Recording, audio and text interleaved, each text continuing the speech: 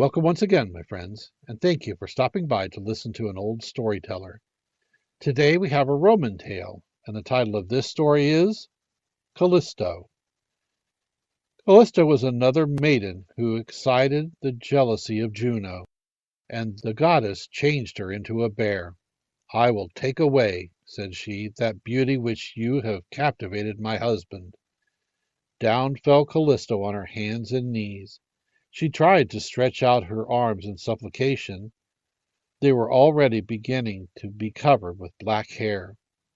Her hands grew rounded, became armed with crooked claws, and served for feet.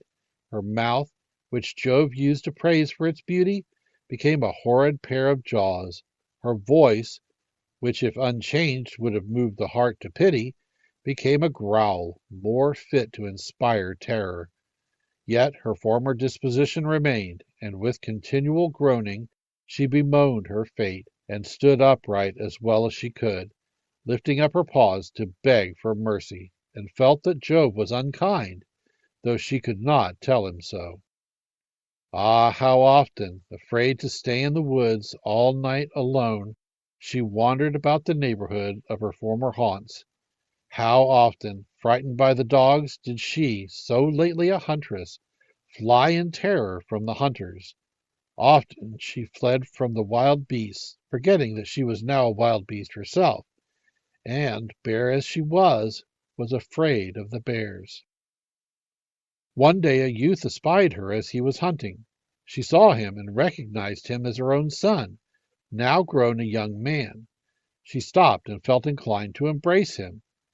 As she was about to approach, he, alarmed, raised his hunting spear and was on the point of transfixing her when Jupiter, beholding, arrested the crime and snatched away both of them, placed them in the heavens as the great and little bear. Juno was in a rage to see her rivals so set in honor, and hastened to ancient Tethys and Oceanus, the powers of ocean, and in answer to their inquiries thus told the cause of her coming. "Do you ask why I, the queen of the gods, have left the heavenly plains and sought your depths? Learn that I am supplanted in heaven. My place is given to another. You would hardly believe me, but look when night darkens the world, and you shall see the two of them whom I have so much reason to complain exalted to the heavens, in that part where the circle is the smallest, in the neighborhood of the pole. Why should any one hereafter tremble at the thought of offending Juno, when such rewards are the consequences of my displeasure? See what I have been able to effect. I forbade her to wear the human form, and she is placed among the stars. So do my punishments result.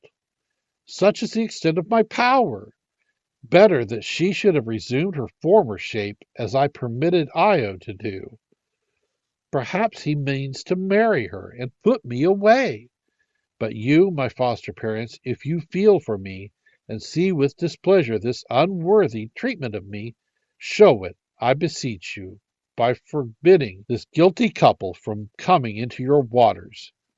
The powers of the ocean assented, and consequently the two constellations of the Great and Little Bear move round and round in heaven, but never sink, as the other stars do, beneath the ocean.